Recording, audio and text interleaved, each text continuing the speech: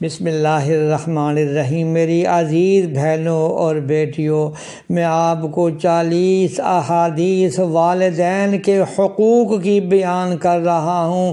آج حدیث نمبر 39 اور آخری 40ویں حدیث کا ترجمہ بھی سناتا ہوں۔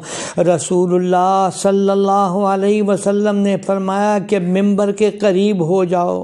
پس ہم حاضر ہو گئے۔ پس آپ صلی اللہ علیہ وسلم نے فرمایا کہ بے شک جبرائیل میرے پاس حاضر ہوئے۔ پس انہوں نے بد دعا کی کہ ہلاک ہو وہ شخص، تباہ ہو وہ شخص کہ جس کے ماں باپ یا دونوں میں سے ایک بڑھاپے کو پائے پھر وہ اس کو جنت میں داخل نہ کر سکیں۔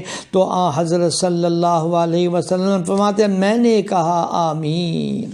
حدیث مذکورہ پڑھیے اور ذرا سوچئے کہ پہلے تو جبرائیل امین کی بد دعا جو ملائکہ کے سردار ہیں کی کم تھی، پھر اس پر رحمت للعالمین صلی اللہ علیہ وسلم کا آمین فرمانا کس قدر اہمیت رکھتا ہے، کیا اس کی قبولیت میں کوئی شک ہو سکتا ہے؟ اللہ جل شانہ ہمیں صحیح سمجھ نصیب فرمائے۔ اب میں آخری حدیث 40ویں حدیث سنانے لگا ہوں کہ ایک شخص حضور صلی اللہ علیہ وسلم کی خدمت میں حاضر ہوا اور عرض کیا کہ میں جہاد کی خواہش رکھتا ہوں اور اس پر قادر نہیں۔ اس کی بات سن کر آپ صلی اللہ علیہ وسلم نے دریافت فرمایا کہ کیا تیرے ماں باپ میں سے کوئی زندہ ہے؟ عرض کیا کہ والدہ زندہ ہے۔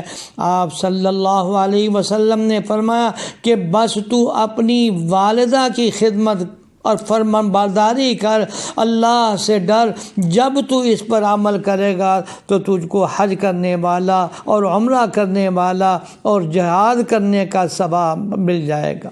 پر جب تیری ماں تجھے بلائے تو اس کی فرمان برداری کر، اللہ سے ڈرنا، نافرمانی نہ کرنا اور والدین کے ساتھ حسن سلوک کرنا۔ میرے بھائیوں بہنوں اور بیٹیوں، یہ آخری 40ویں حدیث میں نے سنائی ہے۔ اس کا ایک حرف غور سے سنیے کہ ماں باپ کی خدمت حج، عمرہ اور جہاد کا ثواب رکھتی ہے۔ اللہ جل شانہ ہمیں ماں باپ کی صحیح خدمت اور قدر کرنے کی توفیق عطا فرمائے۔ آمین یا رب العالمین۔